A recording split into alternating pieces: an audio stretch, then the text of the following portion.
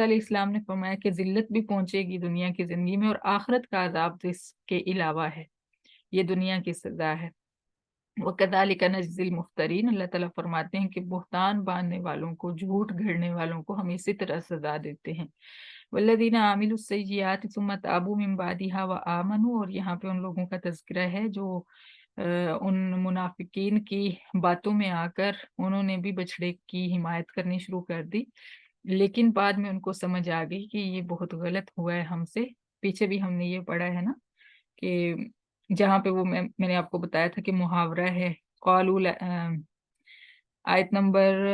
149 میں ہے، وَلَمَّا سُقِطَ فِي أَيْدِيهِمْ وَرَأَوْا أَنَّهُمْ قَدْ ضَلُّوا قَالُوا لَئِن لَّمْ يَرْحَمْنَا رَبُّنَا وَيَغْفِرْ لَنَا لَنَكُونَنَّ مِنَ الْخَاسِرِينَ، کہ جب وہ اپنے کیے پہ پشیمان ہوئے تو انہوں نے دعا مانگی، انہوں نے سوچ لیا کہ ہم تو گمراہ ہو گئے ہیں، انہوں نے دعا مانگی کہ اگر ہمیں ہمارا رب بخشے گا نہیں اور رحم نہیں کرے گا تو ہم نقصان اٹھانے والوں میں سے ہو جائیں گے۔ یہ والی آیت سے ہمیں پتہ چلا کہ ان کو کچھ لوگوں کو شرمندگی ہوئی اپنے کیے پہ۔ تو یہاں پہ بھی اللہ تعالیٰ ان کا ہی تذکرہ فرما رہے ہیں کہ جنہوں نے توبہ کر لی برائیاں کرنے کے بعد اور پھر ایمان لے آئے، ان ربک من بعدها لغفور الرحیم، تو تیرا رب ایسے لوگوں کو ان برائیوں کو بخش دیتا ہے۔ سبحان اللہ، اللہ تعالیٰ کی رحمت کتنی وسیع ہے، اللہ تعالیٰ ہمیں بھی بخش دے، ہمارے بھی چھوٹے بڑے اگلے پچھلے سارے گناہ معاف فرما دے۔ وَلَمَّا سَكَتَ عَن مُوسَى الْغَضَبُ أَخَذَ الْأَلْوَاحَ، اب یہ سارا معاملہ جب ہو گیا اور حضرت موسیٰ علیہ السلام کا غصہ ختم ہو گیا، نبیوں کا غصہ ناجائز نہیں ہوتا، یہ چیز آپ نے ذہن میں رکھنی ہے کہ اب یہاں پہ ایسا نہیں تھا کہ حضرت موسیٰ علیہ السلام کو بلا وجہ غصہ آیا تھا، اور کچھ لوگوں کو جیسے بلا وجہ غصہ آ جاتا ہے اور ناجائز غصہ آ جاتا ہے نا، اور وہ غصہ ان کے کنٹرول میں بھی نہیں ہوتا، تو ایسی چیز نہیں ہوتی۔ ایسا نہ ہو کہ کوئی اس کو جواز بنا لے غصہ کرنے کے لیے، ان کا غصہ جائز تھا۔ آپ دیکھیں کہ پیچھے اتنی محنت کرنے کے بعد کہاں سے یہ چلے ہیں، فرعون سے چھٹکارا پا کے ان کو لے کے آئے ہیں، اور پھر سمندر کو سے پار لگایا ہے، اور کس طرح یہ اپنی پوری قوم پہ محنت کر کے یہاں لے کے آئے ہیں، اور آگے آ کے پھر انہوں نے بت بنا لیا وہی جہاں سے جس سے جان چھڑوا کے لائے تھے، تو پھر غصہ تو بنتا ہی ہے اور سزا بھی بنتی ہے، تو ناجائز غصہ نہیں ہوتا تھا ان کا۔ بہرحال جب یہ سارا معاملہ طے ہو گیا اور حضرت موسیٰ علیہ السلام کا غصہ ختم ہو گیا، تو اخذ الالواح، تورات کی وہ تختیاں اٹھائیں جو لے کر آئے تھے، وفی نسختہا ھدی ورحمۃ للذین ہم لربہم یرہبون، اور ان تورات کی اصل تختیوں کے اندر جو کہ اس وقت حضرت موسیٰ علیہ السلام کے پاس تھی، رحمت اور رہنمائی تھی، جیسا کہ اب قرآن کے بارے میں بھی ہم پڑھتے ہیں کہ اس میں رحمت اور رہنمائی ہے، تو اسی طرح تورات بھی اللہ تعالیٰ کی کتاب تھی، تو اللہ تعالیٰ کی کتاب ہے جو اصل نسخہ ہے، جو اب یہودیوں کے پاس ہے، اور جس کی وجہ سے وہ جو ہے قتل عام کر رہے ہیں بچوں کا، اور کہتے ہیں کہ ہم اپنی کتاب پہ عمل کر رہے ہیں، یہ ان کی اپنی من گھڑت کتاب ہے، اللہ تعالیٰ ایسے حکم نہیں دیتے۔ تو یہی جو ہے اللہ تعالیٰ اس بارے میں فرمانے کہ جو تورات کا اصل نسخہ ہے اس میں ہدایت اور رحمت تھی،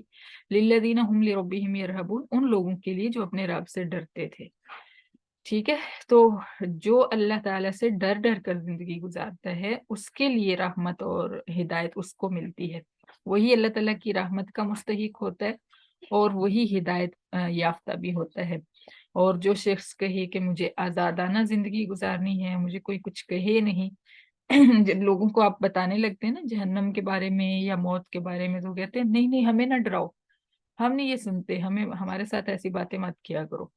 مطلب کہ کوئی ڈرنا چاہتا ہی نہیں، حالانکہ اللہ تعالیٰ ڈرنے والوں کو پسند فرماتے ہیں، اور جس کو اللہ کا ڈر ہوتا ہے نا پھر اس کو کسی اور چیز کا ڈر نہیں ہوتا، وہ لوگ جو ڈر رہے ہوتے ہیں ان کو اصل میں اور بہت ساری چیزوں کا ڈر ہوتا ہے، تو اللہ تعالیٰ کا ڈر تو انسان کو ہر چیز سے آزاد کر دیتا ہے، ہر ڈر سے آزاد کر دیتا ہے۔ وَاخْتَارَ مُوسَىٰ قَوْمَهُ 70 رَجُلًا لِمِيقَاتِنَا، اب یہ 7واں واقعہ ہے، اور ہوا یہ تھا کہ حضرت موسیٰ علیہ السلام جب تورات کے نسخے لے کر آئے اور ان کو پڑھ کے سنایا، تو پھر ان کے اندر سے کچھ لوگ اٹھ کھڑے ہوئے، اور یہ قوم بڑی ہی عجیب ہے، بڑی ہی عجیب ہے، ہر دور میں ان کے انہوں نے لوگوں کے ساتھ، انبیاء کے ساتھ بھی یہاں تک کہ زیادتیاں کی، اور مطلب ہر چیز میں سے انہوں نے جواز نکالنے کی کوشش کی، ہر چیز کو کھوجنے کی کوشش کی، کسی چیز پہ بھی ایک شریف انسان کی طرح ایمان نہیں لے کر آئے۔ اب حضرت موسیٰ علیہ السلام نے تورات کے نسخے دکھائے تو انہوں نے کہا ہمیں کیا پتا، تو خود لکھ کے لے آیا ہے، نعوذ باللہ، اور یہ کہاں سے آئی ہیں، تو ہمیں بھی اس رب سے ملوا جس رب سے تو نے خود بات کی ہے۔ اللہ اکبر۔ تو حضرت موسیٰ علیہ السلام نے اللہ تعالیٰ کے حکم سے، اللہ تعالیٰ نے اجازت دے دی، ظاہر ہے کہ نبی بغیر حکم کے، بغیر اجازت کے کام نہیں کرتے۔ ان میں سے ان کے 70 جو بڑے بڑے سردار تھے وہ چن لیے، اور ان کو ساتھ لے کے اللہ تعالیٰ فرماتے کہ چن کے ہمارے وعدے کے لیے، وعدہ مقرر جو کیا تھا ہم نے اس کے لیے لے آئے طور پر۔ اب جب وہاں پہنچے تو اللہ تعالیٰ نے کلام فرمایا، اور دیکھیے ان کی بدبختی کے کلام سننے کے بعد انہوں نے کہا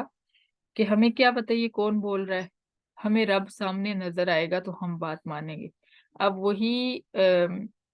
مفسرین کرام نے لکھا ہے کہ وہی آواز جس کو سن کے حضرت موسیٰ علیہ السلام کے دل میں اتنی محبت پیدا ہوئی تھی کہ انہوں نے اللہ تعالیٰ کو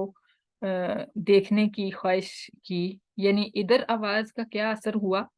اور ادھر ان کے اوپر آواز کا کیا اثر ہوا کہ ان کی بدبختی مزید بڑھ گئی۔ انہوں نے شک کیا، اور حضرت موسیٰ علیہ السلام نے یقین کی بنا پہ اور شوق کی بنا پہ فرمائش کی دیکھنے کی۔ انہوں نے شک کی بنا پہ کہا کہ نہیں، ہمیں کیا پتا کہ یہ کون بول رہا ہے، کس کی آواز ہے، ہمیں جو ہے دیکھنا ہے اللہ تعالیٰ کو۔ تو جو ہی انہوں نے یہ بات کی، پہاڑ لرزنے لگا، ایک زور کا زلزلہ آ گیا، اور وہ سب کے سب وہیں ڈھیر ہو گئے، مر گئے۔ قال ربی لو شئت اہلکتہم من قبل وإیاج۔ اب حضرت موسیٰ علیہ السلام پریشان ہو گئے، کیونکہ قوم کا تو ان کو پتہ ہی تھا کیسی ہے، اور جا کے اگر بتاتے کہ 70 سردار جو ہیں وہ جن کو میں لے کے گیا تھا وہ سارے کے سارے مارے گئے ہیں، تو قوم نے تو دشمن بن جانا تھا حضرت موسیٰ علیہ السلام کا۔ تو اللہ تعالیٰ سے دعا مانگی کہ اللہ تعالیٰ جی، یہ ان کی یہ جو خواہش تھی یہ سب سے بڑی بے وقوفی تھی کہ ہم نے بھی جا کے اللہ تعالیٰ کی آواز سنی ہے، سب سے بڑی تو یہی بے وقوفی انہوں نے کی۔ تو اگر تو چاہتا تو ان کو اس وقت ہی ہلاک کر دیتا، اور ساتھ مجھے بھی ہلاک کر دیتا۔ اتہلکنا بما فعل السفہاء منا، منتیں کرنے لگے اللہ تعالیٰ کی کہ اگر کیا تو ہمیں اس بات پہ ہلاک کر دے گا جو بے وقوفوں نے ہم میں سے کیا ہے۔ ان ہی الا فتنتک، اور یہ بھی عرض کی کہ یہ تو تیری آزمائش ہی ہے، تو ذل بہا من تشاء و تہدی بہا من تشاء، تو اس کے ذریعے جس کو چاہے گا ہدایت دے گا اور جس کو چاہے گا گمراہ کر دے گا۔ انت ولینا فاغفر لنا وارحمنا وانت خیر الغافرین۔